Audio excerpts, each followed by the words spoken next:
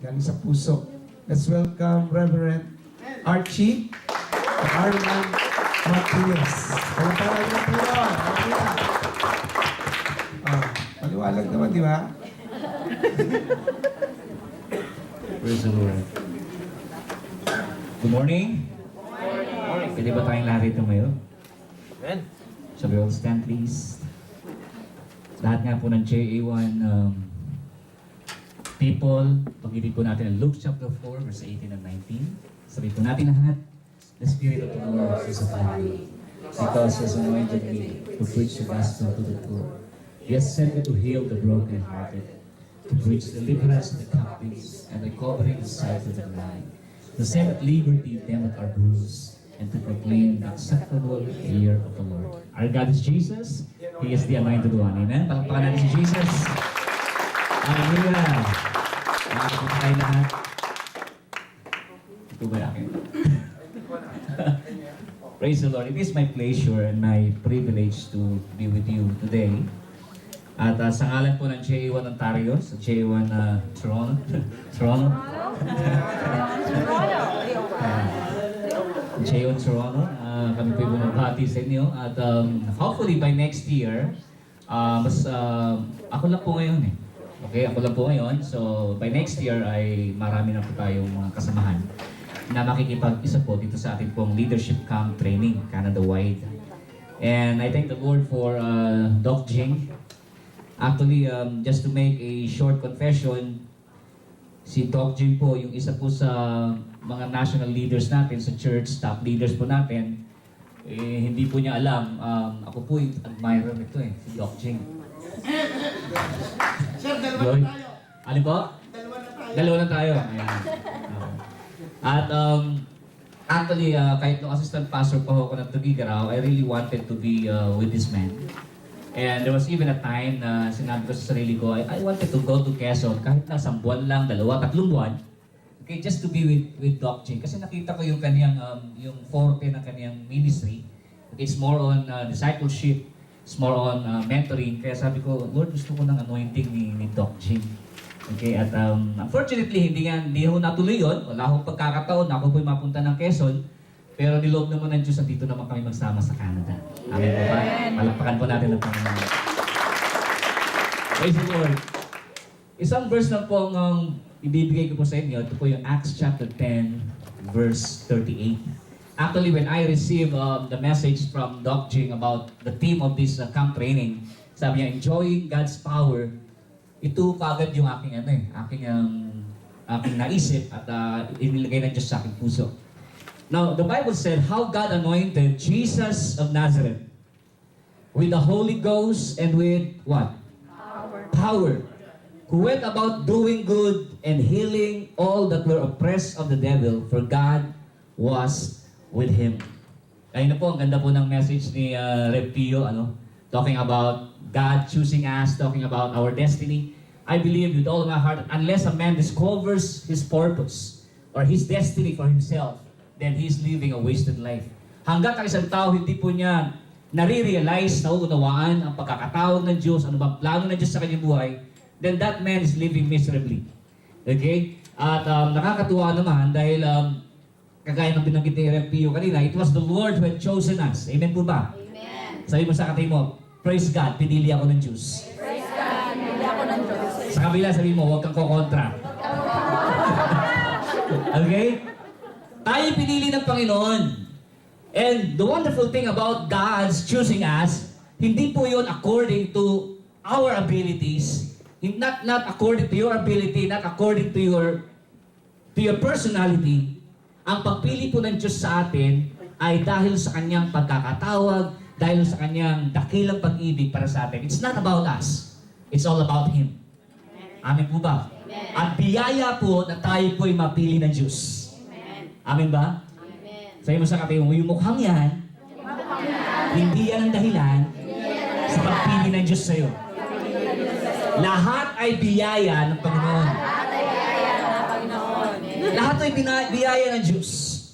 And I believe with all of my heart, everybody here has a destiny. Sino po naniniwala doon? Amen. Amen. Binanggit po ni Rev Pio kanina, Jeremiah 29 verse 11, the Lord said, "For I know the plans I have for you, plan to prosper you. Okay? And not to harm you, plan to give you a hope and a future. Sino po naniniwala sa kanyang puso, meron po siyang destiny, meron siyang magandang kinabukasan. Hallelujah. One time, I invite po ako ng ilang mga brethren sa Toronto, and they brought me to Ottawa. Okay? Doon po sa ating parliament. At tinignan po namin yung lugar, we went around the place, and nung papasok na po kami ng parliament, I just felt in my spirit, sabi ko to say a little prayer for Ottawa, for Canada. And then sabi ko to sa aking mga kasama, halika kayo, pwede bang samahan niyo ako sandali? Gusto ko lang mag-pray ng isang maiksing panalangin. Sabi ko sa kanila, alam niyo ba na ito ang seat of power ng Canada? Ang parliament po kasi, pareho itong Malacanang ng Pilipinas. Okay, ang Prime Minister ng Canada, doon po. Yung lahat ng leaders ng Canada, national leaders of Canada, nandun lahat sa parliament. At doon nila dinadraft ang lahat ng mga batas na pwede nilang i-apply sa entire Canada. And sabi ko sa kanila, I thank God because Canada somehow has opened its door for Filipinos. Amen. Amin po ba? Sabi ko, ang Canada ay nagbukas ng pintuan para sa ating mga Pilipino. At undeniably, maraming Pilipino gumanda ang buhay dahil nandito sa Canada. Amen. Sabi ko, sa ating pagpunta ngayon dito, sabi ko, why don't we just pray? And then why don't we just ask God that God will anoint more and more the national leaders of Canada? Why don't we just speak a word of blessing to them? Kasi sila ay naging malaking pagpapala sa ating lahat ng mga Pilipino. I tell you one thing, God has a wonderful destiny in store for you. Amen po ba? Meron kang hinaharap. Naalala ko lang si Joshua, bago natin puntahan ito. Joshua chapter 1, kinausap ko ng Diyos si Joshua. Ang sabi ni Lord kay Joshua, pinakita sa kanya yung territory. Okay? Sabi niya, ito ang mga sasakupin mong mga lugar. Ito yung mga lugar na inyong hahakbangan at inyong aangkinin. And then the Lord said to Joshua, no man can stand against you. Okay, nobody can stand against you. Meaning to say, God has prepared something bright for us in the future, and God is telling us right now, nobody can ever stop you. Amen. Nobody can ever stand against you. Meron po tayo tinatawag na unstoppable destiny. Amen po ba? Hindi wala akong pwedeng pumigil sa atin. Yung magandang bagay na inilaan, inihanda ng Diyos para sa ating lahat, wala akong pwedeng, sino mang pwedeng pumigil. Wala nang sino mang pwedeng humadlang. Sapagkat kapag ang Diyos ang nagdagda, ang Diyos din ang gaganap sa bagay na yan sa buhay po natin lahat. Amen? Sabi mo sa katabi mo, you have an unstoppable destiny. Meron tayong future. Hindi ko po inisip at hindi ko po inakala sa akin sarili na ako po'y dadalhin po ng Diyos sa Canada.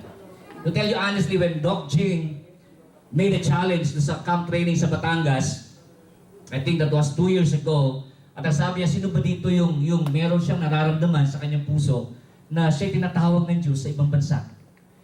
During the time I was seeking the Lord, I was praying the Lord, preparing to the Lord, sabi ko, Lord, ako ba'y tinatawag mo? There was no revelation at all.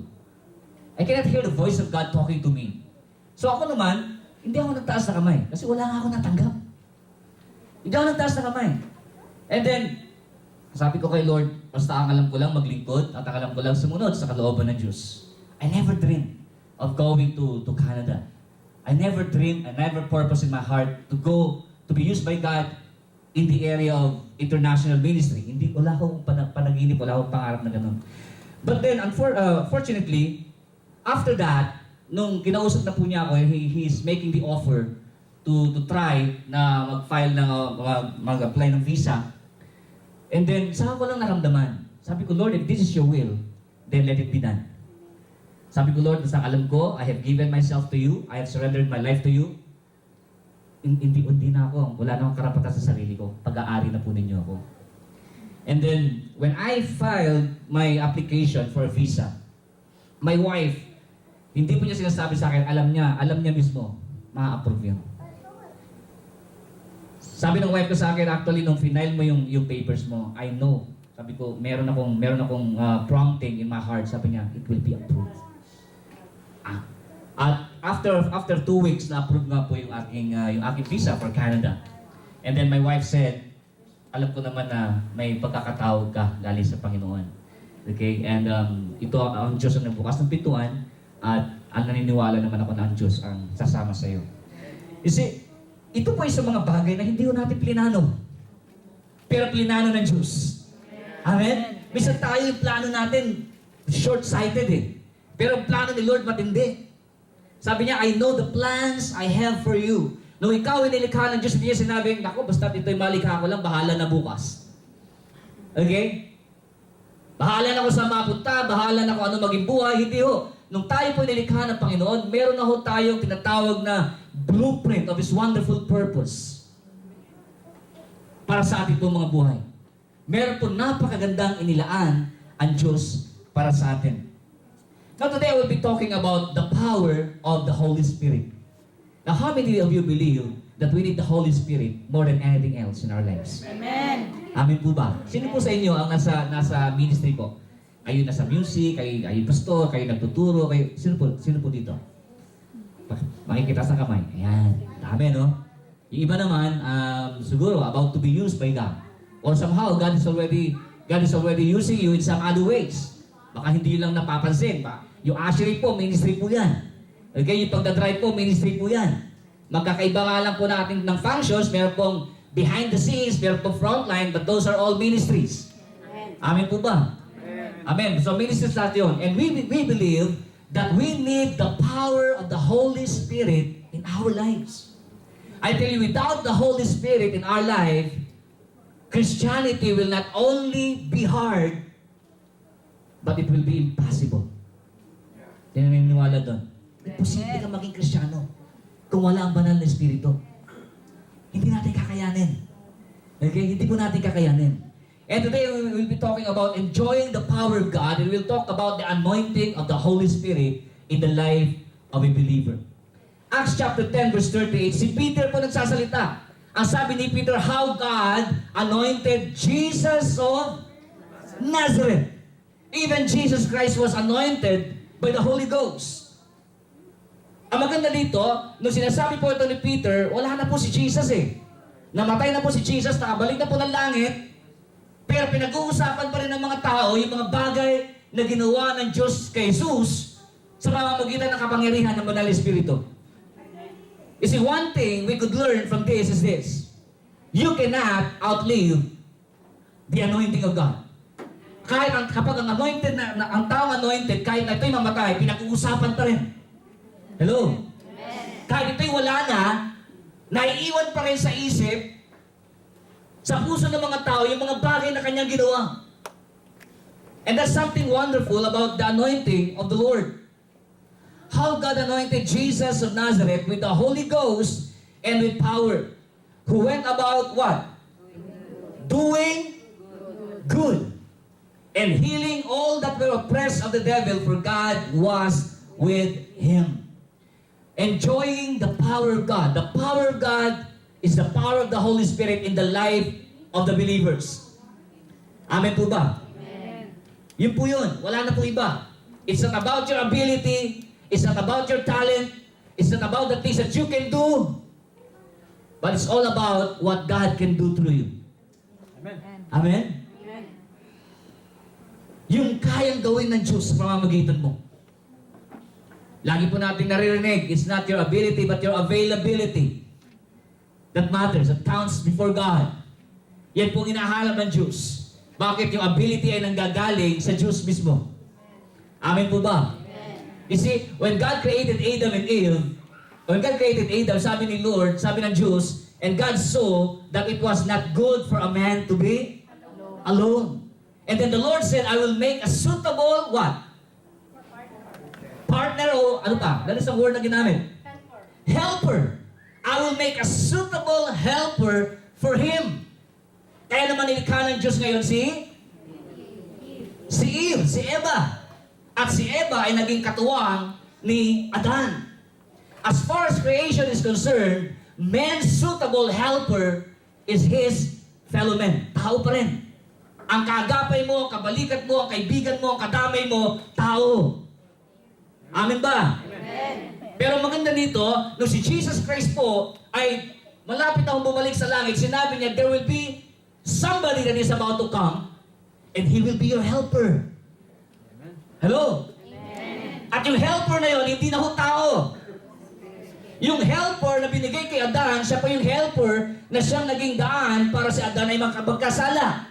Amen ba? Amen. Pero yung helper na binibigay ng Diyos sa atin ngayon, siya po yung helper na siya magbibigay sa atin ng kapangyarihan para lalo pang magawa at maganap ang kalooban ng Diyos. Amen. And that is no other than the Holy Spirit.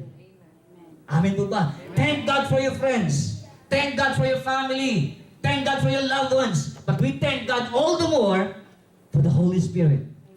He is our partner in life. He is our best friend. He is God who is now moving on earth. Amen po ba? God is seated on the right, on the throne, and Jesus was seated on the right hand of the Father. But the Holy Spirit is the one moving on earth nowadays to help us out, to empower us, fulfill the purpose of God in our lives. Amen po ba? How God anointed Jesus of Nazareth. Ngayon, kung titingnan po natin, we all need the anointing of the Holy Ghost.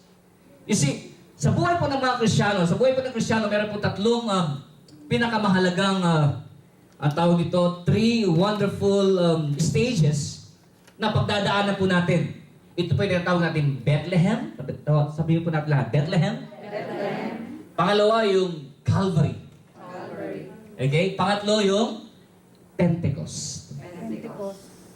Okay, ano ba yung Bethlehem? Ano ba yung Calvary? Ano ba yung Pentecost? Ito po yung tatlong stages of Christianity na kailangan po nating danasin at daanan. Ang una yung Bethlehem. Ano ba ang Bethlehem? Sa Bethlehem, ipinanganak si Jesus. Amen po ba? Sa Bethlehem, ipinanganak si Jesus.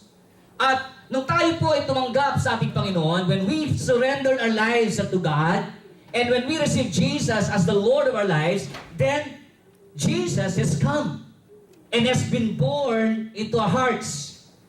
Amen po ba? Si Jesus na ipanganak sa ating pong puso. Yung puso natin, yan po yung ating Bethlehem. Naranasan natin ang ating tagapagligtas sa si Jesus. Sino po sa inyo? Tumanggap na kay Jesus. Amen. Amen. Lahat po tayo. Amen po ba? Amen. Dumaan na po tayo sa tinatawag na Bethlehem stage of Christianity. Secondly, yung tinatawag natin Calvary stage. Ano ba yung Calvary? Doon sa Kalbaryo, doon namatay si Jesus. Doon sa Kalbaryo, doon nagkaroon ng kapatawaran ang lahat ng ating kasalanan. Doon sa Kalbaryo, doon po tayo pinalaya ng Diyos sa lahat po ng sumpa ng kautusan. Amen po ba? Galatians chapter 3 verse 13, Christ redeemed us from the curse of the law by dying at the cross. Amen po ba? Ano ba yung curses of the law? The curse of death, the curse of sickness, and the curse of poverty. Yan pong tatlong sumpang yan ay dumaloy sa sangkatauhan at si Jesus ay namatay sa krus ng Kalbaryo para tayo po ay tubusin at magkaroon somehow ng kalayaan mula sa sumpang ito. Amen po ba? Okay? So, kaya makita natin, si Jesus, dinanas niyang lahat ng kahirapan. Siya po'y tinusok, sa kanyang tagiliran lumabas po, dumanak ang kanyang dugo na siyang nagbigay ng kapatawaran at kalinisan ng ating mga buhay. Sa kanyang likod naman ay dumanas din siya ng ilang hagupit, 39 stripes, at ang sabi ng Bible, yun po ay para sa ating kagalingan. Amen po ba? Pagkatapos nilagyan po siya ng koronang tinik sa ulo, at dumanak din ang kanyang dugo mula sa kanyang ulo dahil sa mga matutulis na tinik na ito.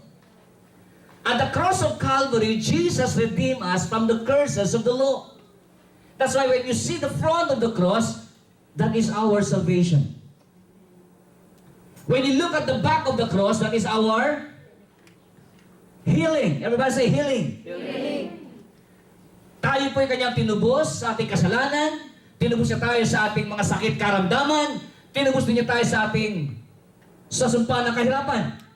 Alam po ba ninyo ang tinik, in the Old Testament, thorns speak of thistles and thorns were a product or were a result by the curse imposed on men because of what Adam and Eve had committed against God. Nung nagkasala si Adan at si Eva, sabi ni Lord, out of the ground will grow thistles and thorns. Magkakaroon ng dawag, magtutubuhan ng mga tinik. That's not an original part of God's design of creation. Pero nung nagkasala si Adan at si Eva, lalabas ang mga tinik, sabi ng Diyos. Okay? At alam naman natin ang mga tinik, ang mga dawag, wala itong gagawin, kundi ang nakawin ng sustansya para sa mga halaman. Okay? At ang sabi ng Diyos kay Adan, mula ngayon, pagpapawisan mo, ang lahat ng kakainin mo. Amen po ba? Kaya naman nilagyan si Jesus ng crown of thorns. It talks about God redeeming us from the curse of poverty. Okay? Yung pong tinik na inilagay sa kanyang ulo at nung ito po ay sinaksak sa kanyang ulo, dumanak po kanyang dugo, tumulong kanyang mga dugo mula sa kanyang ulo at yun po nagbigay sa atin ng pagkatubos at pagkalaya mula sa sumpa ng kahirapan. Amen po ba? Kaya nga sabi ng Bible, for I know the plans I have for you, plans to prosper you. Everybody say, prosper. Prosper. Hindi kalooban ng Diyos na tayo po ay maghirap at hindi po kalooban ng Diyos na tayo po ay manatiling mahirap. Amen. Amen ba? Amen. Ang kalooban ng Diyos tayo po ay magkaroon ng masaganang buhay. To prosper you. To live an extraordinary life. Amen po ba? Amen. Sino po sa inyo nararanasan na pagkilos ng Diyos sa kanyang buhay? Amen. At ang maganda po dyan, yan po'y patikim pa lang ng mga bagay na gusto gawin ng Diyos para sa atin. Habang tayo po'y patuloy na nagtitiwala sa Kanya, sumusunod po sa Kanya, patuloy pong ibubuhos ng Diyos ang Kanyang masaganang pagpapala sa ating lahat. Amen. Amen po ba? Now, the Bible said how God anointed Jesus of Nazareth. Even Jesus received the anointing of the Holy Spirit. Even Jesus was anointed. Kaya nga in Luke chapter 4 verse 18 and 19, alam natin yon. The Spirit of the Lord is upon me because He has anointed me. Okay? He has anointed me, number one, to preach and so forth and so on. Now, one thing we need to understand, the anointing of God is being released upon our lives for a purpose. Hindi mo pwede. Kapag ka meron pong anointing na binababa ang Diyos, meron pinagagawa ang Diyos. Amen po ba? It will come with a purpose. Si Jesus in-anoint the Holy Spirit. Why? Because He has to preach the gospel. He has to heal the brokenhearted. He has to preach deliverance to the captives. At ang sabi na binabasa natin kanina, who went about doing good and healing all those who were oppressed by the devil. Lagi pong merong dahilan kapag ang Diyos nagbabaan ng anointing. Amen po ba? Sino dito ang gustong babaan ng anointing ng Diyos? Amen. Pero ang anointing ng Diyos, it will come to you if you are willing to be used by God. Amen. The anointing of God will not flow to those people who will be lazy doing the works of God. The anointing of the Lord will not flow upon people who are not willing to give their lives to be of service to God. Ang binababaan lang ng anointing ng Diyos, yung mga tao na sasabi, Lord, gusto kong magamit mo. Gamitin mo ang buhay ko. Yung mga nagsusuko ng kanyang buhay sa Panginoon at nagsasabi, Lord, here am I, send me. Sila ang mga taong binababaan ng kapangyarihan ng Diyos. The Holy Ghost will come upon you. How God anointed Jesus of Nazareth. Bakit in-emphasize yung word na Nazareth? As we all know, Nazareth is a small town. Amen po ba? There's nothing significant about Nazareth. Ang Nazareth ay isang maliit na bayan, hindi kilalang bayan. It is insignificant. Nothing spectacular happening in Nazareth. Kaya sabi ng John chapter 1, I think one of the disciples of Jesus Christ said, is there any good that will come out of Nazareth? Meron bang mabuting bagay na manggagaling ng Nazareth? Ibig sabihin yung Nazareth na yon, hindi po siya popular na place. Hindi po kagaya ng Edmonton. Wow. Hindi kagaya ng Canada. Okay? Toronto. Toronto ni God. Actually, that's how they pronounce Toronto. Yes. Sa Canada. Pag Pilipino ay talaga namang Toronto. Diba? Nakasakay sa Toronto. Talagang buong-buo yung mga Pero doon, yung mga puti, Toronto. Okay? Toronto. Hindi naman tayo puti. Obvious naman.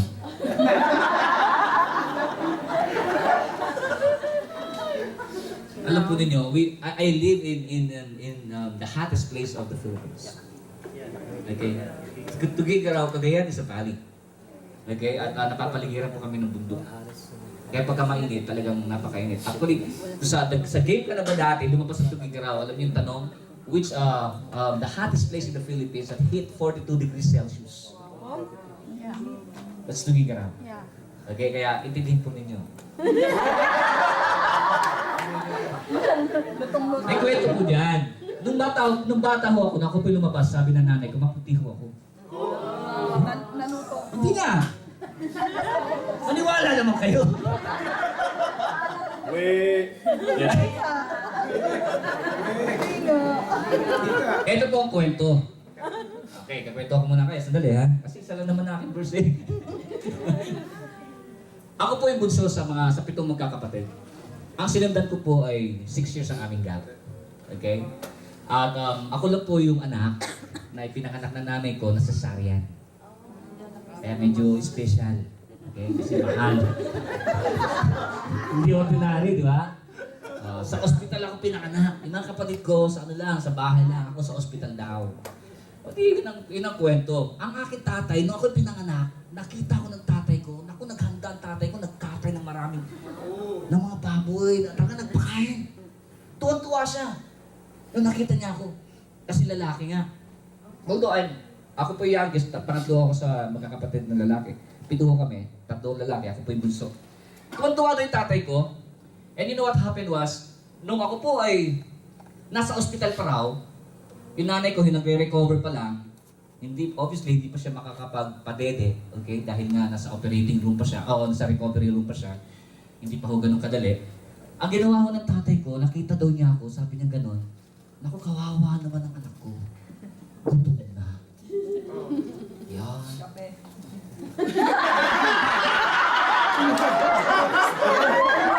Ito naman, gatas ang pinapainom sa sanggol, hindi kape. Kaya, hindi ako yung gutom na. Dahil excited ang tatay ko, abay bumili ng ng chupon, ng bote. Okay, kasi nga hindi pa ako pwedeng i-breastfeed ng aking mother. Kasi nga nasa recovery room pa siya. And then pinainom po ako ng gatas. Gatas? Hindi kape agad. Gatas muna. Pinainom po ako ng gatas. Ang problema, yung nabili pala niyang chupon, malaki ang putas. Naiintindihan natin yan, di ba? Kaya nung pinapainom daw ako, sabi ng tatay ko, naku, anak ko, gutom na gutom. Ako naman daw, yung pala yung malaki ang putas. Hindi alam ng tatay ko, nalulunod na pala ako sa gatas. Kaya man nagkaganito, ikaw ba naman ang malulunod? Ikaw ba naman ang malunod kung di ka makakulay ng ganito? Ano ba yan? Master Pio, inutusan mo ha? Now listen to this. When you talk about the anointing of the Lord, it talks about the hand of God in us. Amen? Yung kamay ng Diyos na sumasa atin. It's not about us. Okay? It's all about the hand of God moving and working in you. Sandali, iniwan ko yung Calvary natin eh. Okay? Sa Calvary, okay, ito yung naranasan natin ang lahat ng pala, pinatawad tayo ng Panginoon, hinugasan niya tayo, binigyan na tayo ng bagong buhay.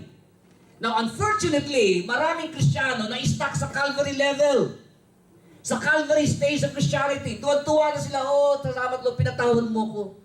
Salamat Panginoon, itinubos mo ko sa lahat ng sumpa. Salamat Lord, pinagpapala mo ko. Hanggang dun na. They have yet to move from Calvary to the Pentecost level of Christianity. Are you still there? Amen. Ang Pentecost, alam naman natin nangyari sa Pentecost, bumaba ang banal na Espiritu sa mga disipulo. Okay? At yung binabaan ng banal na Espiritu, in the day of Pentecost, sila yung mga ginamit ng Diyos para lumaganap ang Kristyanismo. Para mapalaganap ang Ebanghelyo. Para ang mabuting balita ay lumaganap sa maraming lugar at sa buong mundo. Pentecost Pentecost talks about the outpouring of God's anointing, God's Spirit upon the life of a believer. Kaya kung ang buhay mo hanggang Calvary lang, talking about the blessing of God, talking about the things God had done for you, then you have yet to move to the Pentecost level of Christianity. At dahil ang Pentecost level, it will not be about you anymore, it will be other people. Ang isipin mo, hindi lang ikaw. Ang isipin mo, yung maraming tao, na kung paano ikaw ay nakakilala sa Diyos, sa pamamagitan mo naman, marami rin makakilala sa Kanya. Kung paano meron nagtiyaga para sa iyo, nanalangin para sa iyo, nag-imbita sa iyo, ganun din ang ating mitiin sa buhay. Na tayo gamitin din ng Panginoon para marami pang tao makakilala sa Kanya. Are you with me? Amen. Now, I believe with all of my heart, if God is only interested with your soul, then God could have saved you 5 seconds before you die. Naniniwala ba kayo doon? Kung ang Diyos interesado lang sa buhay mo, sa kaluluwa mo, 5 segundo bago ka malagutan ng hininga, pwede kang iligtas ng Diyos. Pero nakakatuwa kay Lord, tayo po yung nakakilala sa Kanya, tayo po yung niligtas ng Panginoon, hindi 5 seconds before we die. Ahead of time. Nung tayo bata pa, nung tayo malakas pa, nung tayo marami pa pagkakataon. Bakit? Dahil sa puso ng Diyos, ang nais niya, hindi lang ikaw ang maligtas. Kundi sa pamamagitan mo, magkaroon din ng kaligtasan ng maraming tao. Amen. Are you with me? Amen. That's why the anointing of God comes with a purpose. And when we talk about the anointing of the Lord, we talk about the hand of God moving upon our lives. The hand of God is upon you. The hand of God is working in you. Okay, ulitin ko. Bethlehem is God with us. Tama? Calvary is God for us. Kasi there was a great exchange in Calvary. Tayo dapat yun eh. Pero si Jesus, siyang kumuha ng ating lugar. Siyang namatay para sa atin. Para tayo ay magkaroon ng buhay na walang hanggan. He was forsaken for us to be accepted. So Calvary talks about God for us. And Pentecost talks about God in us. Amen ba? God in us. Wala po pinagkaiba sa globe. Okay, nakakita tayo ng globes. Tama po ba ako? During winter season, we wear gloves. Okay? Nag-gloves tayo. Kapag inilagay mo ang gloves sa iyong kamay, hindi mo na makita ang kamay. Ang nakikita mo si gloves. Tama? Pero pag si kamay ay nagsara, ang gloves, normally nasasara din. Kung anong galaw ng kamay, siya rin galaw ni gloves. Amin po ba? Yung gloves, ikaw yun. Yung kamay, yun ang anointing ng Diyos sa buhay mo. Gusto kang gamitin ng Diyos. Okay? Gusto kang gamitin ng Diyos. At kapag ang Diyos ay gumawa, ikaw naman ay susunod, gagawa ka rin. That's the power of God within a believer. That's why Pentecost talks about God in us. God in us. Now, let me just tell you, we all want and we all need the power of the Holy Spirit. Ngayon, tingnan po natin. Sa Acts chapter 1 verse 8, when Jesus was about to ascend in heaven, in the heavens, sa kanyang trono, ano po sabi ng Bible? Jesus said to His disciples, but you shall receive what? Power. You shall receive power. Okay, dunamis power. When the Holy Spirit is come upon you, and you will be my witnesses, both in Jerusalem, in Judea, and all Samaria. Okay? You will receive power when the Holy Ghost has come upon you, and you will be my witnesses. Meron laging purpose. Kapag bumaba ang Holy Spirit, laging may purpose. Anong purpose? For us to become witness. Amen ba? Para tayo maging saksi ng ating Panginoon. Now listen. When Jesus said those words, sabi ng mga Bible scholars, there were 500 people who had witnessed the ascension of Jesus Christ. Ilang tao? 500 disciples. And then Jesus said, you wait in Jerusalem until you will be endued with power from on high. And on the day of Pentecost, doon sa upper room, Ilan po nakatanggap? How many disciples were there?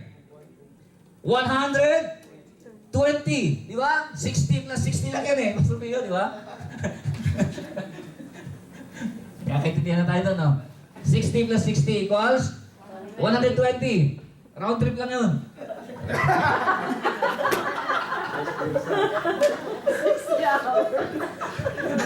Yun lang. Ha? 100 disciples were there. Kaya sabi nga ni Doc Jing, hindi naman sila tinuruan eh. Pinuspos sila ng banal na espiritu. At nung sila'y napuspos, nagkaroon ng matinding pagbabagong buhay ng mga disipulong ito. Si Pedro tumayo, nangaral ng isang preaching, isang sermon. Ilan na naligtas? 3,000. Why? It's all because of the anointing of God that was upon Himself. Kaya nagkaroon ng revolution ang buhay ng mga disciples na ito. Dati silang mga matatakutin, dati silang walang kakayahan, pero nung sila'y binabaan ng kapuspusan ng banal na Espiritu ng Diyos, nagkaroon ng matinding bagay. Okay? Sila po'y nakagawa ng mga matitinding bagay. It's all because of the anointing of the Lord. Now, from 500 disciples, Jesus was talking about the Holy Spirit. And only 100 disciples received in the upper room. Ilan po nawala? Ha? 380. Tama? 500 minus 120 equals 380. Okay? Yung 380 nawala. 500 yung nakarinig ng pangako ng Diyos, 120 lang ang tumanggap. Nasaan yung 380? Natulog. Natulog. O baka naman na-discourage sila somehow. For some reasons, they weren't able to join the disciples anymore. Okay. Ang sabi ng Bible, these disciples, the 120, were in the upper room. Alam po ninyo, pag sinabing upper room, ito po, tandaan po natin ito. There are many things God pours out upon us. Amen? But there will also be things that in order for you to receive them, you need to go up. Tatagalogin ko. Marami pong bagay ang binababa ng Diyos sa buhay natin. Pero meron din mga bagay na kakaiba na para matanggap mo, kailangan mong tumaas. Amen ba? Kaya yung nandoon sa upper room, sila lang ang nakatanggap. Yung 380 na wala sa upper room, hindi nila natanggap ang unang buhos ng banal na Espiritu ng Diyos. There is always a price to pay. Amen ba? Kaya si John, sa book of Revelation, ano sabi ng angel sa kanya? I think Revelation chapter 4, verse 1, if I'm not mistaken. Sabi niya, come up higher, and I will show you the things that is to come. Come up higher. Ang Diyos laging tumatawag, halika, taas! Taas! Yung kinalalagyan mo ngayon, huwag kang manatili dyan. Kailangan mong tumaas. Kasi may mga bagay na kailangan mong matanggap sa iyong pagtaas. Amen po ba? Now, only 120 received. Nung si Jesus po ay umakyat sa langit, and I think that's only a matter of 10 days. From the day of Ascension to the day of Pentecost. Kasi si Jesus po, nag-stay pa siya ng 40 days sa lupa bago siya umakyat sa langit. And from the 40th day to the day of Pentecost, 10 days lang po yun. At yung 10 days na yun, nawala na parang bula ang 380. And only the 120 were able to receive the anointing of the Holy Ghost. Amen. Sabi mo sa kanila mo, huwag kang mawawala. Sa kabila, sabi mo naman, huwag ka rin magwawala.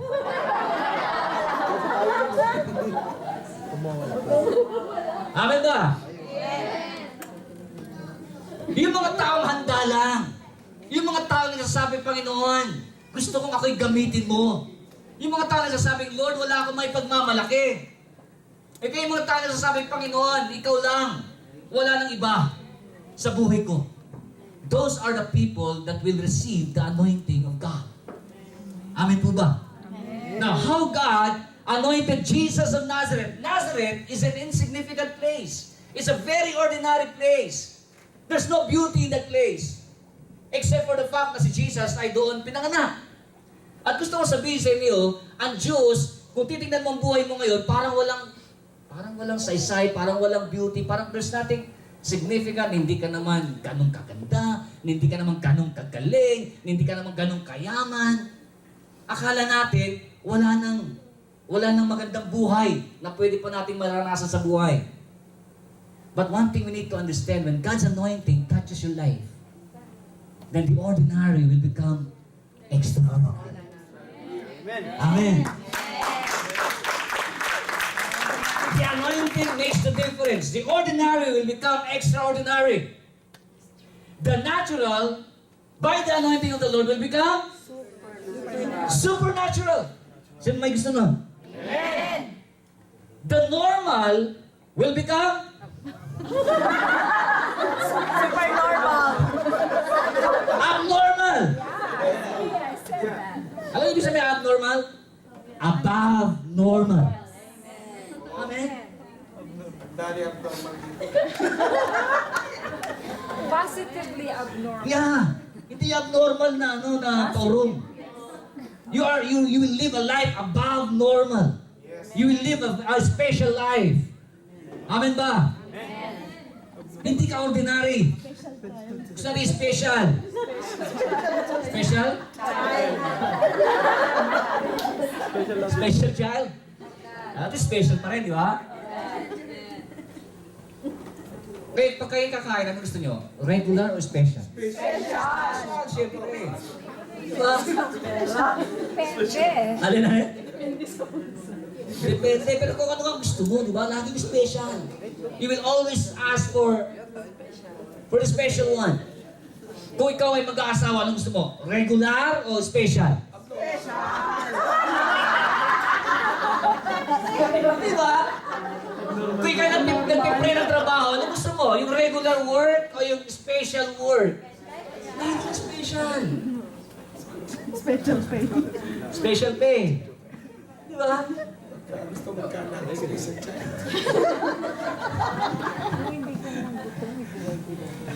Now, Nazareth has nothing to boast of. But one thing nice about the Lord has chosen Nazareth to be the birthplace of Jesus. Minsan ang tingnan natin sa ating sarili, maliit. Ang totoo niyan, maliit ka talaga. Okay. Alam po ninyo, ang asawa ko mababa.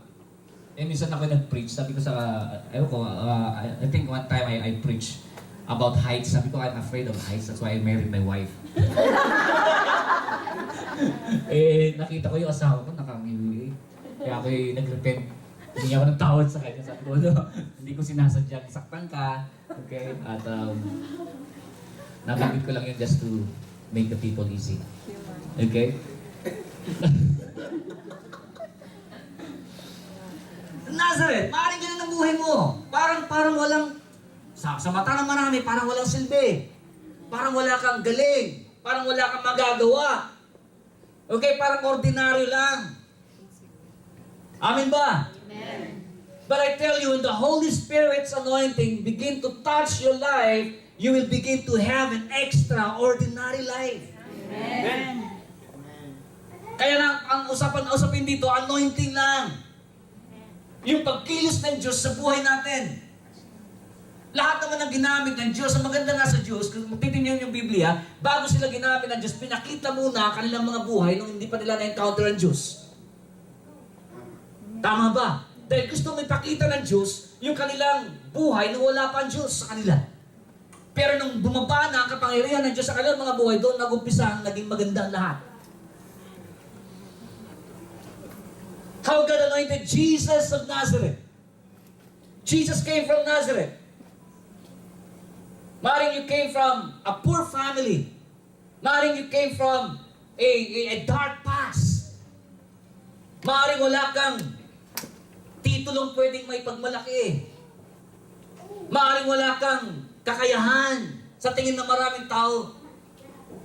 But I tell you, when the Lord's anointing begin to flow upon your life, then that anointing will surely make the big difference. Amen ba? How God anointed Jesus of Nazareth with the Holy Ghost. Sabi natin lahat, Holy Ghost. And with power. Kailangan natin ang Holy Ghost. Kahapon nag-share si Doc Jing about prayer works. Okay? Yun yung kinikwento niya na bagong move na pinapakilala sa ating simbahan. And then this morning, talaga sinadya ko pumunta ng prayer works natin. Kasi gusto ko rin makita ano ba yung sistema ng prayer works. Okay? At nakita ko, sabi ko, ito yung hinahanap ko Kasi minsan yung prayer meeting natin nagiging casual na lang. Okay? Mas madami na yung kwentuhan kaysa sa prayer. Tama ba? At nakita ko kanina, parang binabalik lang ni Lord Parang nung kanina nung nagpe-pray tayo, we were all talking in tongues. Sabi ko, Lord, ito naman talaga susi. Di ba? Ito naman talaga yung susi. Yung kapuspusan ng banal na Espiritu sa buhay natin. Kaya enjoy ko kayo ng umaga. Kaya somehow parang na-revive yung aking spirit. Okay, na-revive yung aking spirit about the gift of tongues. Kaya sabi ko, Lord, ito yung gusto ko. I really need this one. Kaya ng umaga, I just sat in the presence of the Lord, absorbing everything God is telling me. Okay, at isang bagay ang nakita ko doon kaninang umaga, sabi ko, kakaiba. Sabi, ito na naman ang susi. Sa buhay ng tao, sa ministeryo, ito na naman ang susi. It is the anointing of God. Amen. Amen po ba? Amen. How God anointed Jesus of Nazareth with the Holy Ghost and with power. If the anointing of the Lord begins to touch your life, then there will be power demonstration. Amen ba? Amen. Magkakaroon ka ng kakaibang karanasan patungkol sa kapangyarihan ng Diyos. Lalo-lalo sa JA1. Okay, we are moving in the demonstration of the power of the Holy Spirit. No, ako po ay nasa Toronto. Actually, 2 months ago, nagkaroon ng Bible study doon sa house na aking tinitirhan. Fortunately, meron po isang pamilya doon, kapatid po ng member namin sa Tugigaraw. Sabi niya sa akin, Pastor, I heard na you're looking for a place and you're moving out of your apartment. Sabi niya gano'n na meron po kaming bakanteng kwarto sa bahay. Basement nga lang, Pastor. Sabi niya, pero maayos naman, maganda naman. Kung gusto po ninyo, doon na kayo tumira. Sabi ko, magkano mo babayaran? Naku, Pastor, mahal, hindi mo kayang bayaran. Di naintindihan ko na. Sabi ko, meron mo ba akong lulutuan? Sabi niya, hindi na kailangan, Pastor. Kung ano yung pagkain namin, hindi na rin ang pagkain mo. Okay, so, nagpasalamat naman ako sa Lord dahil ginamit ng Lord yung family na yon. Now, they are Baptists. And then one day, nagkaroon sila ng Bible study, yung kanilang small group, nag-Bible study sa bahay. Alam mo naman sa Baptist kasi masyadong particular. Halimbawa, Book of Romans, from chapter 1 to the last chapter, talagang iyaan nila. Parang ganun sila. And then, sabi sa akin ng isang leader nila, sabi niya, Pastor ka ba talaga? Sabi ko, oo. Isang seminary ka ba graduate? Naku, di ako lalo ng liit. Sabi ko, hindi ko graduate na seminary. Seminar graduate lang ako Seminary, wala ako. Paano ka nagpastor? Di sabi ko, ako maaga pong nakakilala sa Lord. 14 years old po ako nung una pa ako na-involved sa ministry. Somehow, madami pong tinuro si Lord sa akin. Marami pa ako mga leaders na ginamit ng Diyos para kulmahin ang aking buhay sa pagkakatawag ng Diyos. Sabi niya, ganun lang. Sabi ko, ako'y liit na liit. Ako'y hiyang-hiya. And then sabi niya ganun, okay, Pastor, pwede ka na mag-pray. Kakain na tayo. So I prayed. Pagkatapos mag-pray, nagtini na. Sabi niya, Pastor nga. Sabi ko, pira itong mga tao. Sinabi na ng Pastor Ano maniwala? Sabi niya, Pastor nga. Di Bible study na. Nagtuturo na yung kanilang nagtuturo na yung kanilang Bible study leader. Ang galing. Ang galing ng boses, talagang very... Pagkatapos, meron silang isang tanong. Sino gusto sumagot? Walang sumasagot sa kanila. Ayaw ko naman makisawsaw kasi Bible study nila yun ako naman, parang lang, salimpusa lang. Abay, lahat sila napatingin sa akin. Ako'y sumagot. Nung ako'y sumagot, sabi nung marami, sabi niya, tama si Pastor, tama. Sabi naman ng leader, Hindi, general yung sagot ni Pastor. Sabi ko, mahinig na ulit. Sabi ko, ibang klase. Matitindi ang, when it comes to pride, iba ang pride ng Canada. I'm sorry to tell this. Pero, iba. Okay? Kahit Pilipino, minsan, kung sino pa yung Pilipino, siya pa yung mataas. Tama ba? Tama. Realidad naman yan, hindi na tayo pwedeng magpulahan pa, di ba? Okay, so, sabi ko, okay lang. And then, pero, halos lahat na sinabi ng mga nag-join ng Bible study, hindi, kagaya ko na sinabi ni Pastor. Kagaya sinabi ni Pastor. Eh, sabi naman ng leader, hindi, kasi yung sagot ni Pastor, general yun. Hindi yun in line, hindi siya in context dun sa ating pinag-aaralan. Eh, pinag-aaralan nila, buong chapter ng Romans 7, talking about justification, righteousness in God. Eh di, ako umuan mo na lang. Hindi na ako umimik. Para lang hindi mag-create ng konting argument. Now, listen. The anointing of God makes the difference. Ngayon, ang tanong ko dito, sinong gusto ng anointing ng Diyos? Amen! Ang mga taong ina-anoint ng Lord, yung mga taong walang may pagmamalaki. Amen. Na kahit ano pa ang iparanas ng Diyos, kahit saan pa ito makarating, kahit gaano pa kadakilang mga bagay ang kanyang makita, hindi magmamalaki, hindi magmamataas, hindi makakalimot sa Diyos. Amen po ba? Amen. Yun po mga ina-anoint ng Diyos. The anointing of the Lord comes with great responsibility. Kaya kung gusto mong anointing ng Diyos, just make sure you are willing to obey. You are willing to be used by God. Because the Lord will not pour out His anointing upon your life na walang dahilan. Now remember this, pag nagkakaroon ng anointing service, nag-enjoy lahat. Hindi talaga namang umiiyak, umagulgol. Magandang mga experience po yun eh. Ang problema, hanggang pag-iyak, hanggang pagkagulgol na lang. Ayaw namang mag-volunteer. Ayaw namang gumawa ng mission work. Ayaw namang mag-involve sa church. Pero gusto nyo na siya lagi. Sabi mo sa katingin mo, parang, hindi ikaw yun, hindi ikaw yun. Diba? Hindi ba maraming mga ganun eh? The anointing of God is not only to make you feel good. Hindi lang yan para kiligin ka ng presensya ng Diyos. Kundi yan ay kapuspusan ng kapangyarihan ng Panginoon dahil merong gustong ipagawa ang Diyos sa iyo. Amen. Amen po ba? Amen. Now, sabi ng Bible, God anointed Jesus of Nazareth with the Holy Ghost and with power. That's why when the Holy Ghost anointing touches your life, merong power demonstration. May kapangyarihan ng Diyos na mararanasan ka. Hindi yung kapangyarihan mo, kundi kapangyarihan ng Diyos na sumasayo. Sabi ng Bible, when Jesus was anointed, He went about doing good.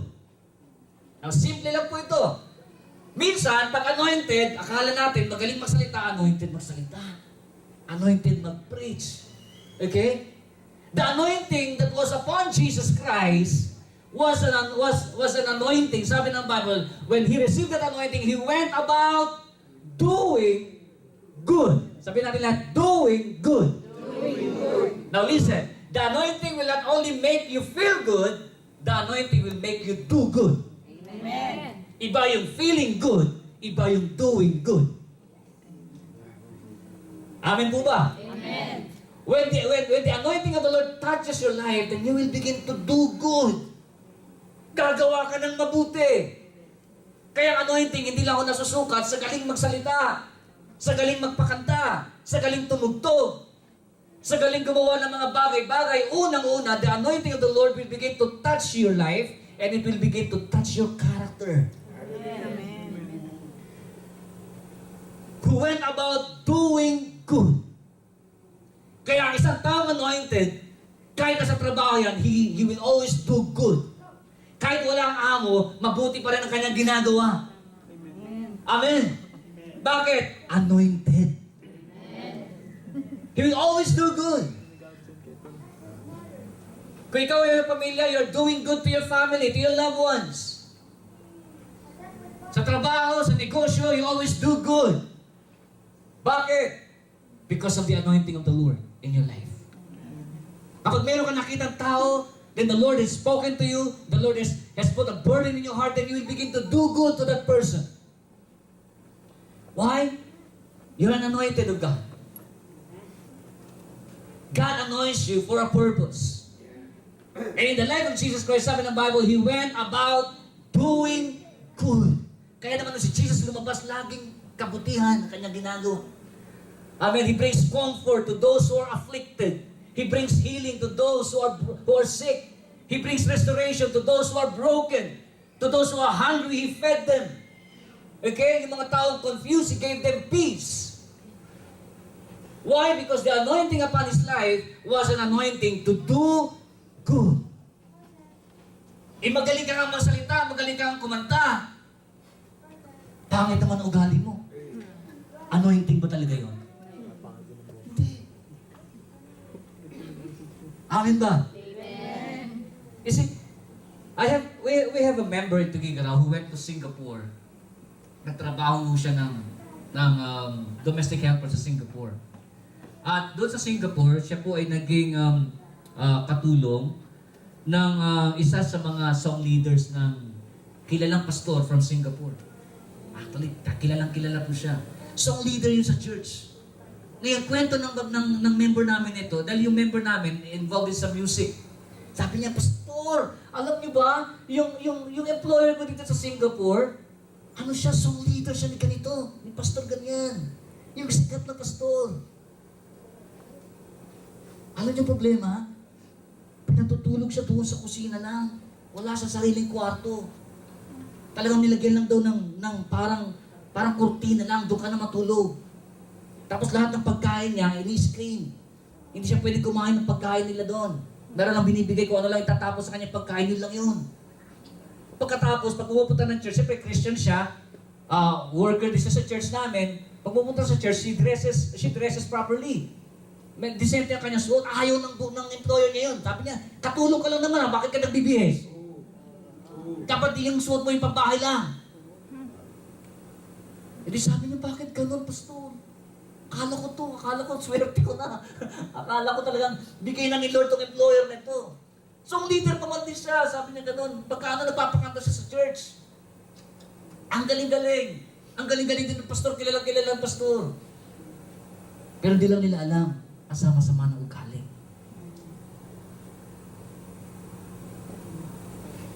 I believe with all of my heart when the anointing of the Holy Spirit touches your life, unang-una merong gagawin dito. Yes. Character. May babaguhin sa atin. Amen ba? Amen. Hindi lang yung galing. Amen? Amen. Sabi nila, yung mga Baptist daw, mga evangelicals, may galing, pero walang galaw. Diba? Hindi sila nagmi-mission, hanggang doon na sila.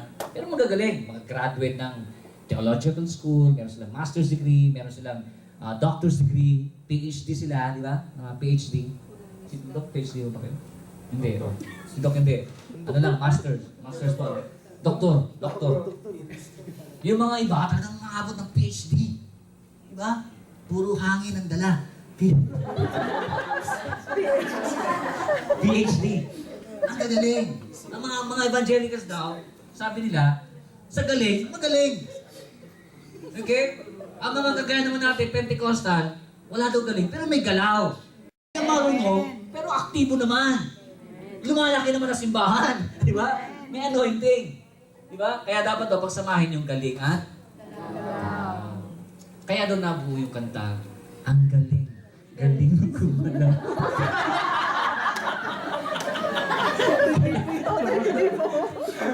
Kaya kailangan pagsamahin yung galing at galaw. Actually, one of my frustrations in life, hindi ako nakapag-aral ng Bible school.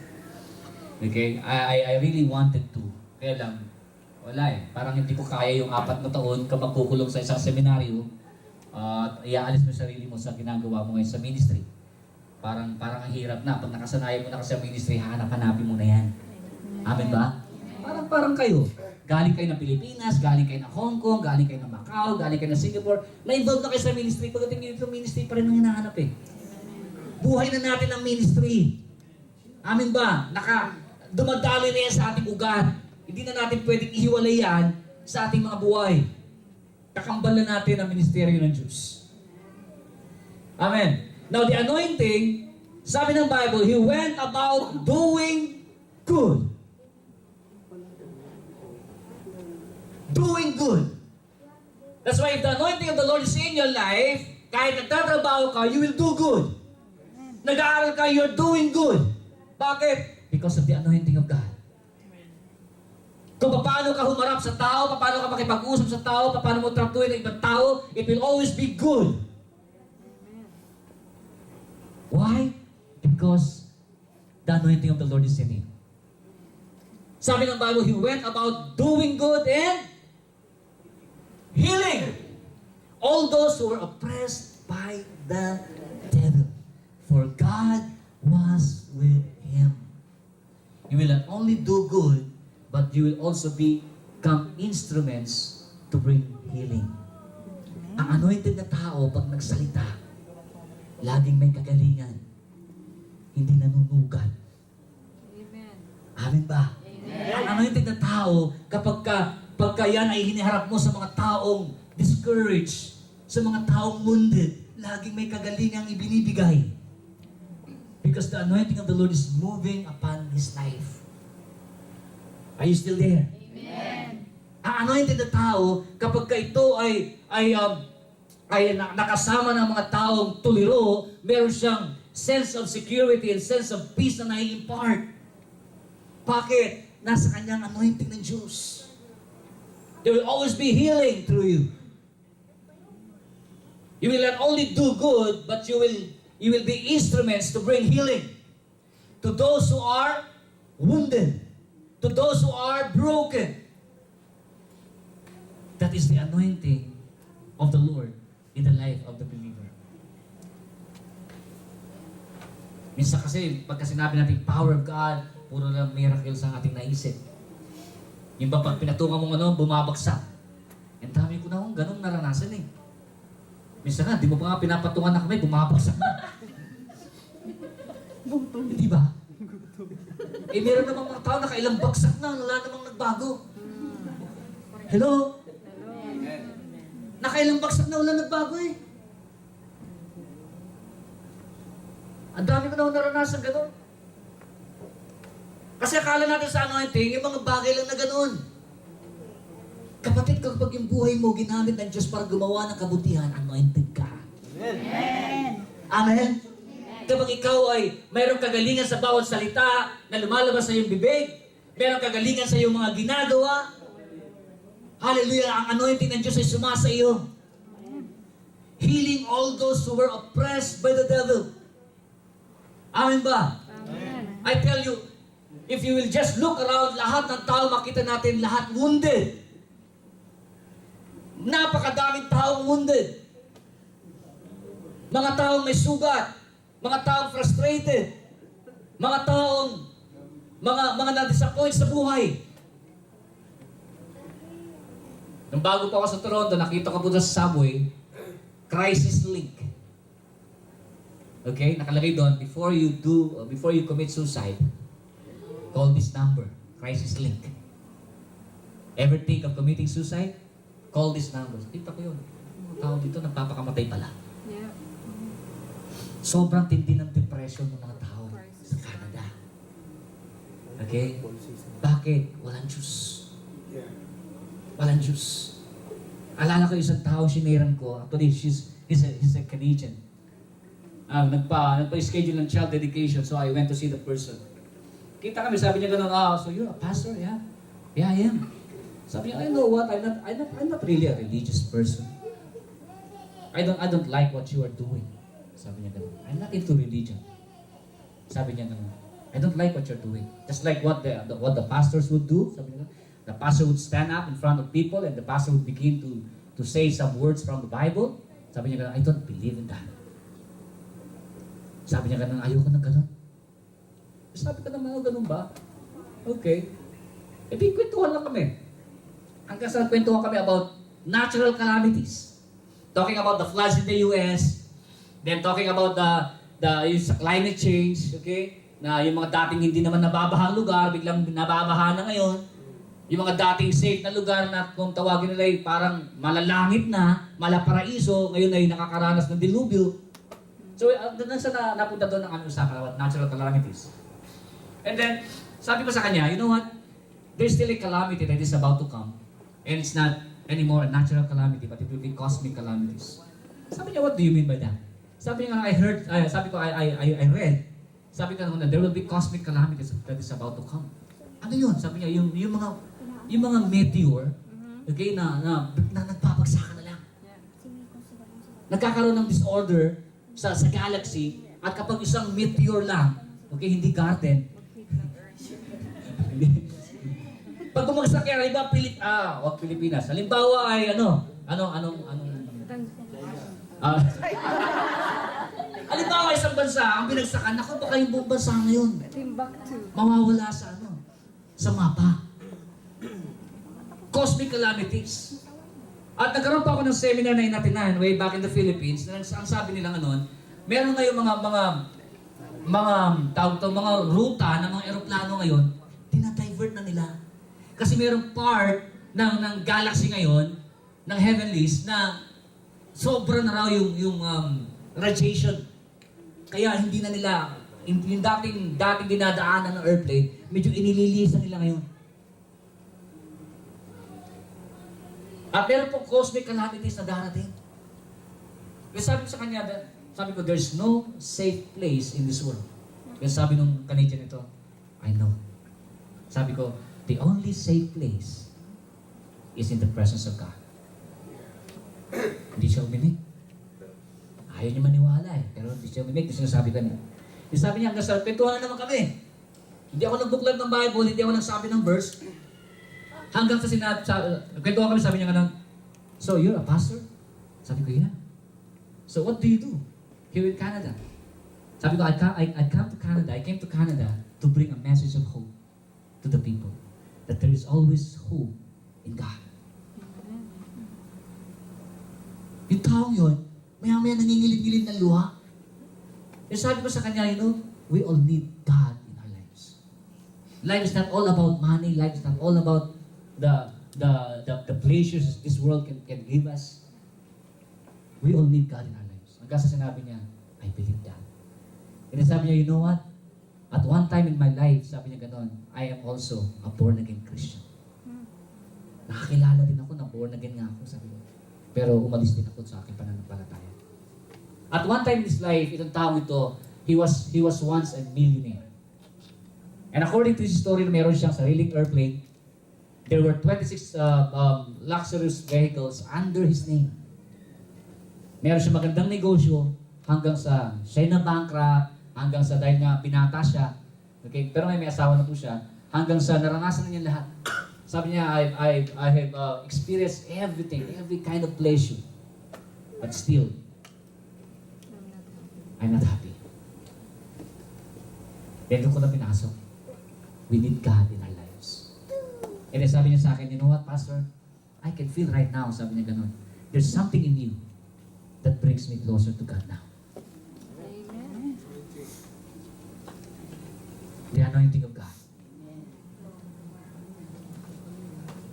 Kaya maraming tao na de-depress. In Canada, ang daming taong depressed. Alam niyo bakit na-depress ang tao? Kasi walang Diyos eh. Hindi marunong magtiwala sa Diyos. Ano sabi ni King Solomon? Trust in the Lord with all your heart and lean not on your own understanding. Magtiwala ka sa Diyos. Huwag kang manahan sa iyong sariling kakayahan, kaalaman, pangunawa.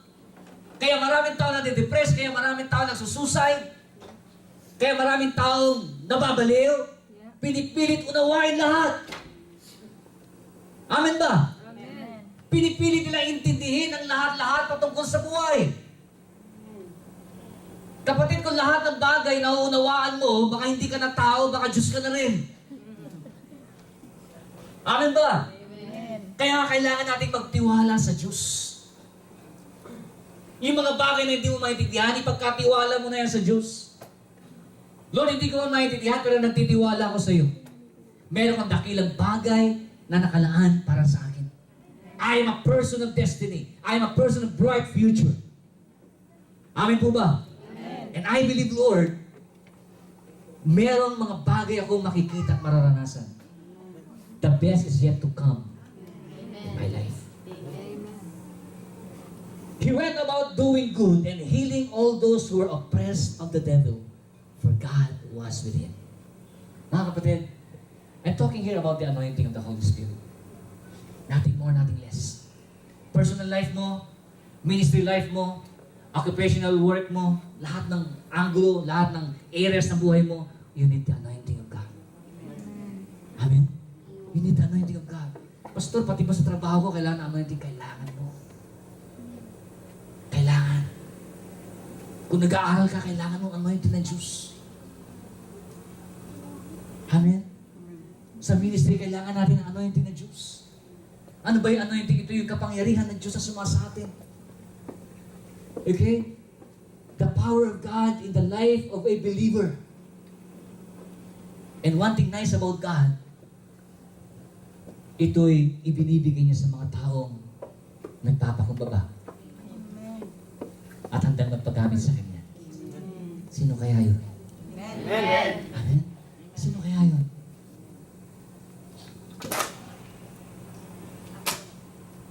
I've known the Lord at the age of 14. Maaga po akong, actually, I owe it to my brother. It was my brother ang siya nagdala sa akin sa church. Youth camp nila noon, salipusa po ako. Okay, hanggang sa, ako po nakakilala sa Panginoon when I was young. Pagkatapos noon ay somehow hindi ko maintindihan about born again experience. Na ako po 14 years old, second year high school. Doon po ako talagang nagbigay ng buhay ko sa Panginoon. Okay, so I started to be involved in the ministry. Lahat ko ng trabaho sa church na naranasan ko na po lahat yan. Okay, finance, music, administration, operation, everything. Okay, and one thing I thank the Lord for, God has given me leaders na siyang naging instrumento ng Diyos para hubugin ako, para turuan ako.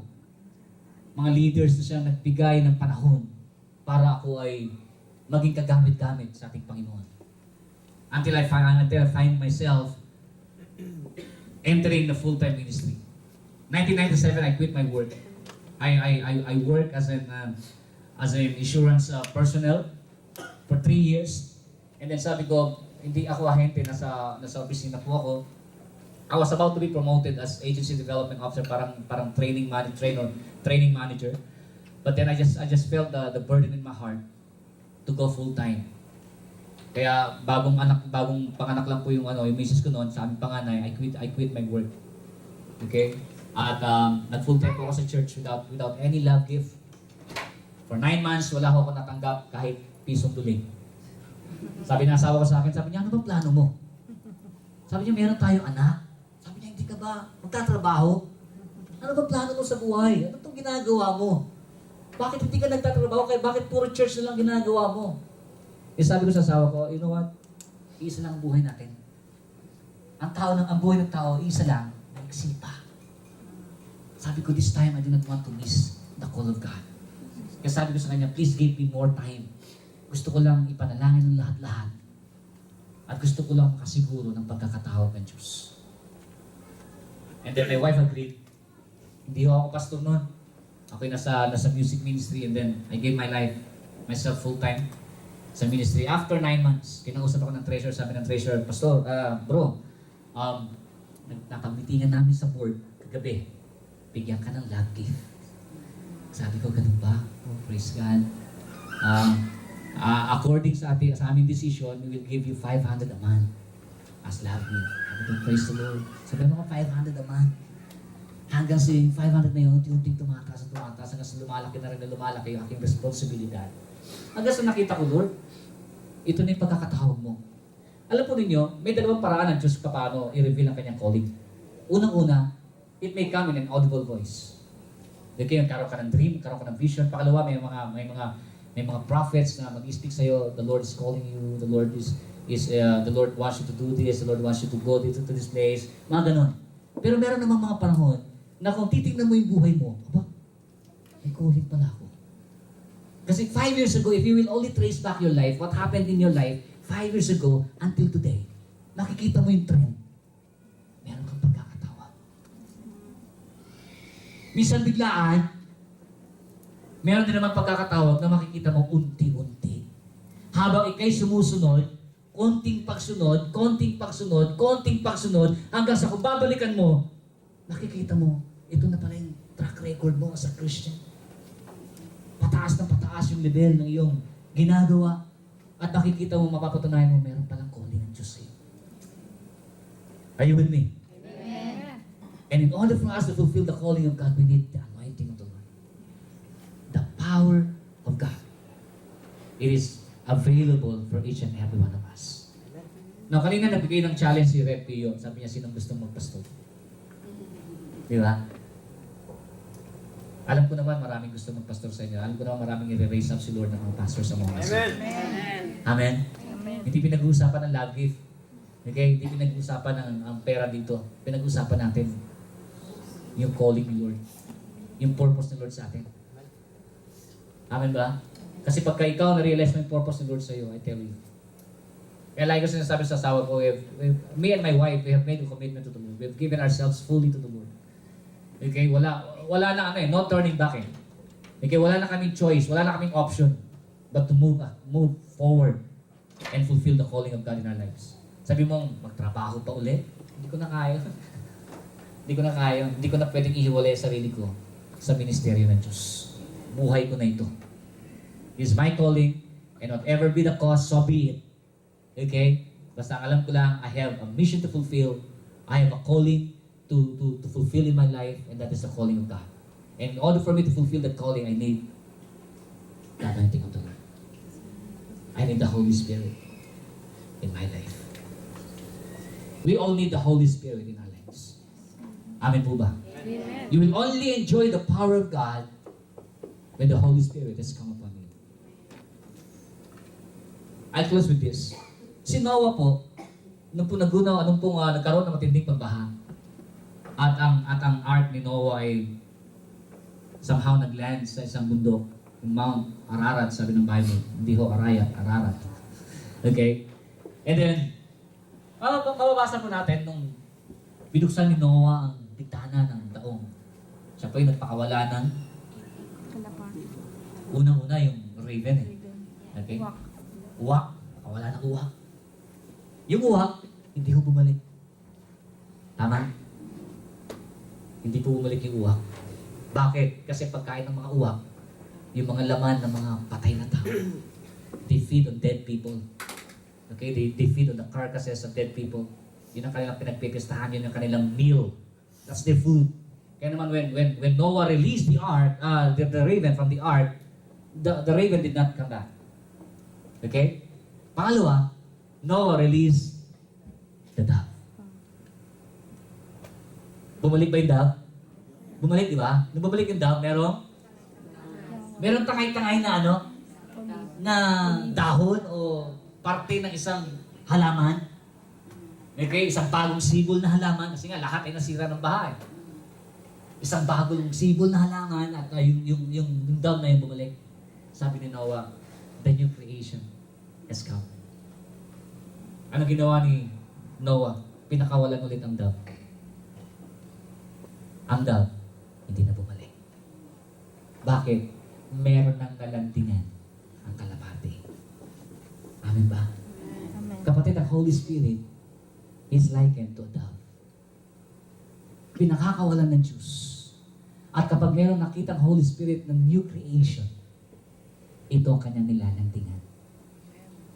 Naghahanap ang Holy Spirit ng dadapuan. At ang dadapuan niya, hindi yung katawan ng patay na tao, kundi yung mga bagong nilalang. If we really want the anointing of the Holy Spirit in our lives, then it's always right and proper na ialay natin laging buhay natin sa Kanya. Amen?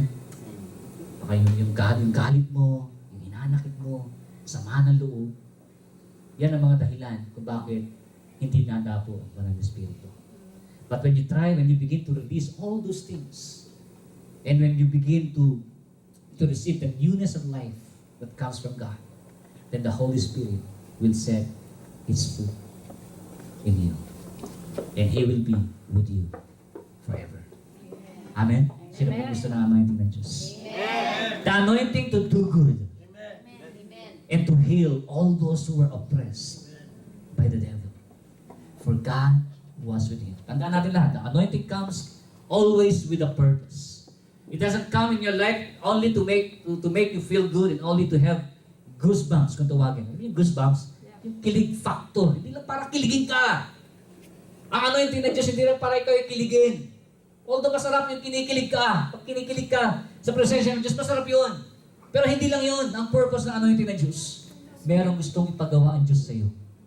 At kailangan natin ito pa rin at kailangan natin gawin sa buhay po natin. Amen? Tumayo po tayong lahat. Sige lang ako. Hallelujah. Thank you, Jesus.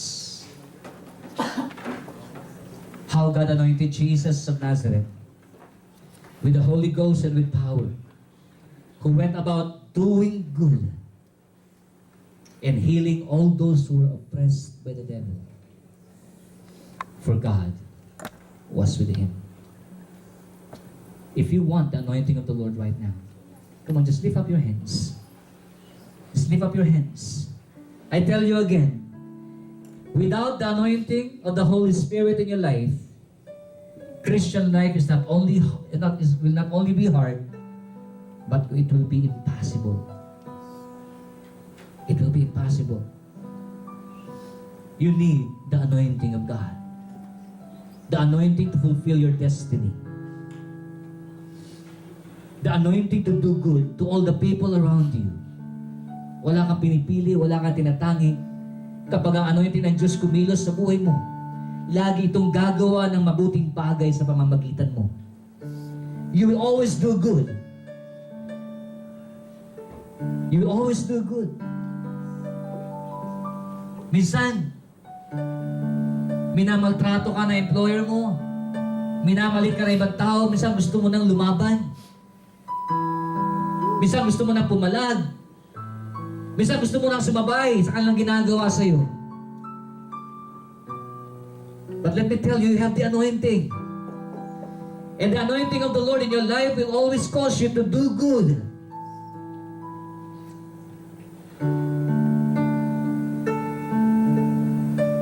Gusto mo lang gumawa at magsalita ng masama. Pero dahil ikaw ay anointed ng Diyos, mabuti pa rin ang iyong gagawin. Mabuti pa rin ang iyong sasalitain. Anointed people, listen to this.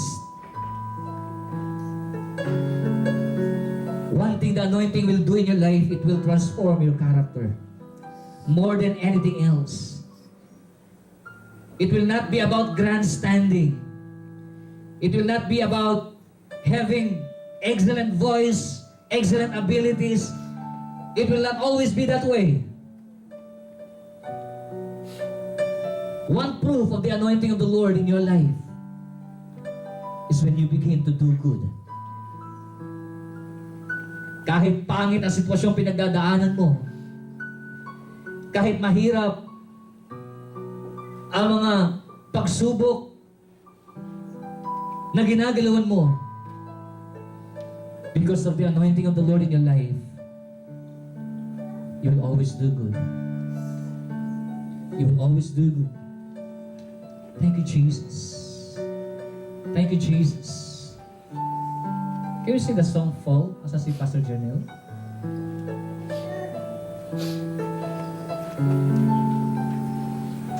We all need the Holy Spirit in our lives. Awitin po natin ito. At tingin po natin ang presensya ng banal na Espiritu lumaloy sa ating mga buhay. The anointing will make you do good.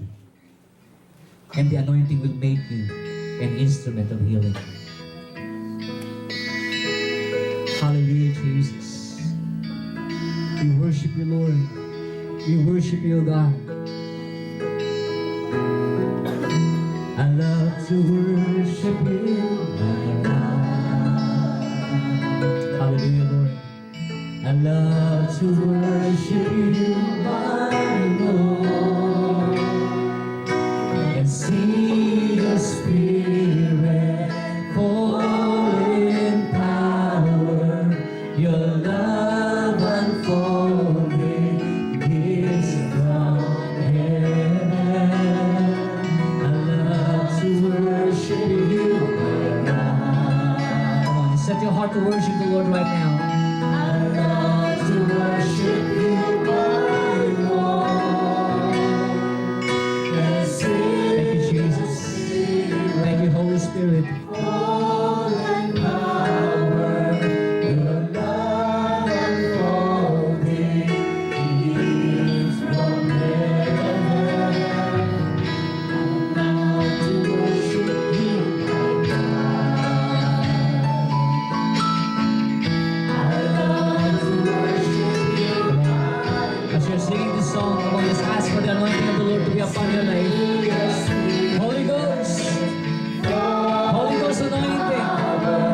Your love unfolding gifts from heaven. I love to worship you, my God. I love to worship you, my Lord. See your Spirit, you're all consuming love. Holy Spirit, come in power, change my heart. I want to live for you. Hallelujah. Let your Spirit come in power, change my heart. I want to live for you, my Lord, all that's Lord. Come on, just lift up your hands right now. Or if you have sins to repent of, sins to confess, I just want you to confess them all unto the Lord. Naghahanap ang banal na Espiritu ng Diyos. Nagtatapuan ngayong araw na ito. Shiyarabasaka yarabakanda. Kung meron ka mga sama na loob, galit sa puso mo, sa kahit na kaninong tao, I just want you to ask God to forgive you. I just want you to surrender your whole life unto the Lord right now. Urabashaka yarabasaya. Shiyoraboseki yarabaya. Sheki yarabakanda. Come on. Come on, sige, kausapin natin ang Panginoon. Come on, just ask God to forgive you right now. Hallelujah, hallelujah. Hallelujah, Jesus.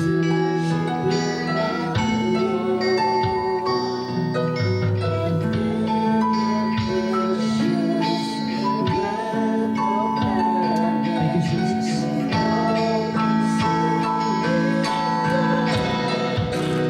Holy Spirit, come in power. I want to live for you.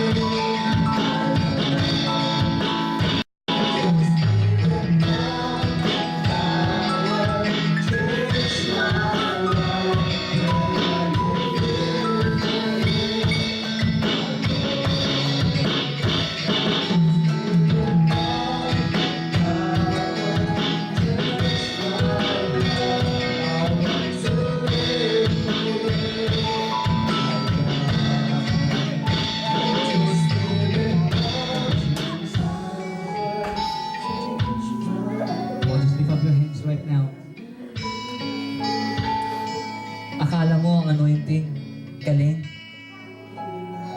Akala mo yung anointing husay. But now you were made to understand the anointing of God is going to change your life. And it is the anointing of the Lord that will cause you to do good. To do good. Sa pamilya mo, sa asawa mo, sa mga anak mo. Sa employer mo, may mga panahon, may mga araw, lumalaban ka, pumapalag ka, may mga panahon nagre-reklamo ka sa pastor mo, sa mga leaders mo. Pero sa isang banda, humingi ka ng anointing ng Diyos. Kapatid, just repent of all those things. Shiyarabakan. Shiyarabasakayarabakan. Ang Diyos lagi naghahanap ng mga taong gagamitin. Ang Banal na Espiritu lagi naghahanap ng mga taong dadapuan. Come on. Come on. Kung sa puso mo sinasabi mo, ako yun. Come on, just reach out to God right now. Just reach out to God right now. Shiyarabasakayarabakan. Hurabashikiyorobosokoyorobokan. Shiyarabababasekeyarabakan. Akala mo wala kang kakayahan. Minsan ang liit-liit na tingin mo sa sarili mo. Minsan nasasaktan ka kasi parang nababaliwala ka. Kapatid, mahalaga ka sa Diyos. Special ka sa mata ng Panginoon. Lahat ng bagay na ginagawa mo kahit sa ministry, sa simbahan, maaaring hindi nakikita, maaaring hindi napapansin. Minsan naiisip mo parang hindi ka mahalaga. Pero nakikita lahat ng Diyos ang iyong sakripisyo. And as long as you are doing it all for the glory of God, I tell you, God is being honored. God is being glorified. Shayarabasakayarabakan. I can sense in my spirit right now, merong gustong i-promote ang Diyos. Merong mga taong gustong iangat ang Diyos. Mga taong pinaghandaan ng Diyos ng mga dakilang bagay. People who will not do the casual and the natural, the ordinary, but people who will go beyond. Who will go beyond the average. Who will go beyond the ordinary to extraordinary. Who will live a life above normal. Ulitin ko, may mga bagay na ibinababa ang Diyos sa buhay mo. Pero may mga bagay din para ito'y maabot mo, kailangan mong tumaas. Kailangan mong tumaas para maabot at maranasan yung mga bagay na inilaan ng Diyos para sa iyo. May kinakausap ang Diyos ngayon. And the Lord is telling you, you have been staying on this mountain long enough. Anak, ang tagal mo na sa kanyang kalalagayan. Move up! Rise up! Kailangan mong tumaas. It's time to go to the next level of Christianity.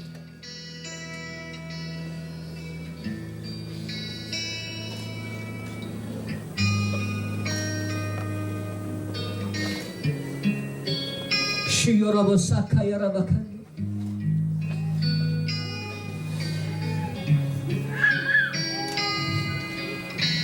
May iba naman para ka na-discourage, parang gusto mo nang umayaw. Minsan naapektuhan ng iyong paglilingkod. Nawawala ng kagalakan mo sa iyong paglilingkod. Why? Because you are so tired. You are so stressed out in life. You are so burned out in life. Kapatid, no need to quit. When the Holy Ghost anointing touches your life, then it will give you a new vision. It will refresh your life.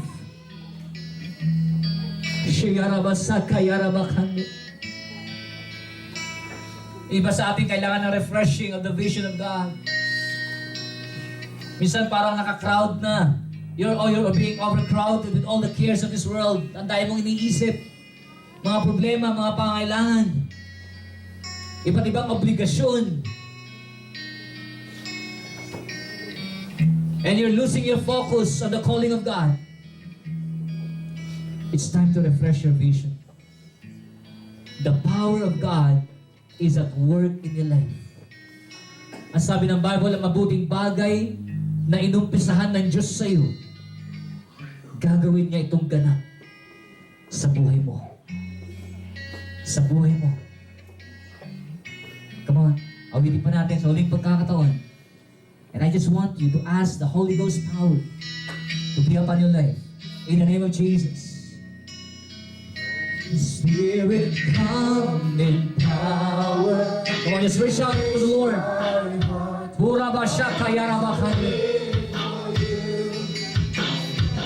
Sige, sabihin mo. Let your spirit come in power. Change my life.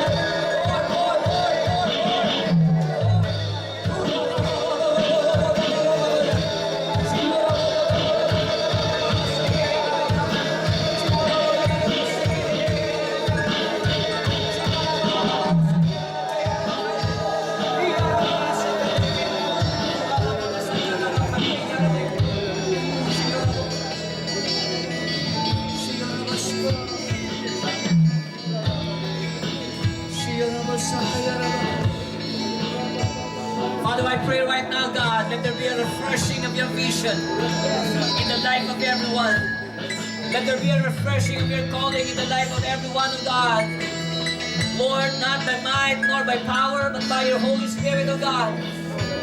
Lord, right now, we come to you in humility and in faith, oh God. And Lord, we admit in our hearts, in our lives, oh God, we need the Holy Spirit in our lives. We need the Holy Ghost in our lives, oh God, more than anybody else. More than anything else in this world. We need you, Holy Spirit of the living God. Hallelujah. Hallelujah. Release your anointing. Your anointing upon the life of everyone, oh God. In the name of Jesus. And with your anointing coming down upon our lives, oh God, Lord, I pray, let there be an upgrading that is to come upon our lives, oh God. Lord, we will go to the next level of life, to the next level of Christianity, to the next level of maturity, oh God, by your anointing, oh Lord. Hallelujah. The anointing to do good. To do good, not only to feel good, but to do good to God. Hallelujah. And the anointing to be used by you as instruments for healing for those who are wounded. Lord, punuin mo ng kagalingan ang aming puso, Panginoon, kapag kami nagsalita, kapag kami gumawa, lagi may kagalingan lumalabas mula sa amin. Merong kagalingan pa rin, Panginoon, na nai-impart, O God, sa mga tao sa paligid po namin. In the name of Jesus. In the name of Jesus. Shiyarabakhande. Shiyarabakhande yaramasekedeyande. Holy Spirit, we thank you. God, the Holy Spirit, thank you for dwelling within us. Thank you that you have made us your dwelling places and that you're living in us, moving in us and even through us. Thank you, Holy Ghost. Lord, today we make a commitment to be used by you. Lord, kung dati, Panginoon, kami nagmatigas, kung dati kami nag-atubili, kung dati, Panginoon, hindi kami nagpagamit, Lord, this time we are making a promise. We're making a covenant. We're making a commitment, O God. Lord, that this time we'll make ourselves available in the work of the ministry, O God. Because it will be your anointing that will move through us. Hindi kami matatakot, Panginoon. Hindi kami mahihiya sapagkat ikaw ang gagamit sa amin. Ikaw ang gagawa at kikilos sa aming mga buhay. And your anointing, O God, will be the one to move in our lives. Hallelujah. Hallelujah. We thank you, O God. Father God, we pledge our love for you. In the name of Jesus. In the name of Jesus.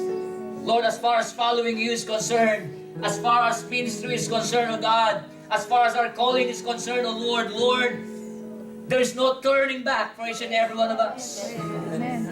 We will all go and we will all move forward to fulfill your calling. We will all move forward, O God, to fulfill our destiny. Thank you, Jesus. Thank you, my Lord, for the power that you have placed in our lives. It is my prayer, O God, that you will always give us revelation. Revelation upon revelation of who you are. A revelation, O God, that will bring a revolution in the life of everyone. In the name of Jesus. That every day will be a sweeter day with you, God. Lord, pawiin mo ang lahat ng pagod, pawiin mo ang lahat ng lungkot, as far as ministry is concerned, sa buhay ng iyong mga lingkod at anak na naririto. At Lord, sa paglabas namin ng camp na ito, God, Lord, meron kaming bagong pananaw. Meron kaming bagong kalakasan at meron kaming bagong daloy ng kapangyarihan ng Diyos na sumasa amin. And Lord, we are believing for greater things. Greater things you will do within us, O God, and even through us, O Lord. All by the grace of God. And it will be all for the glory of God. My Father, I thank you, God, as I commit this congregation of saints into your mighty hand. May your name be glorified in our lives, both now and forevermore. In Jesus' name we pray. Everybody say, Amen.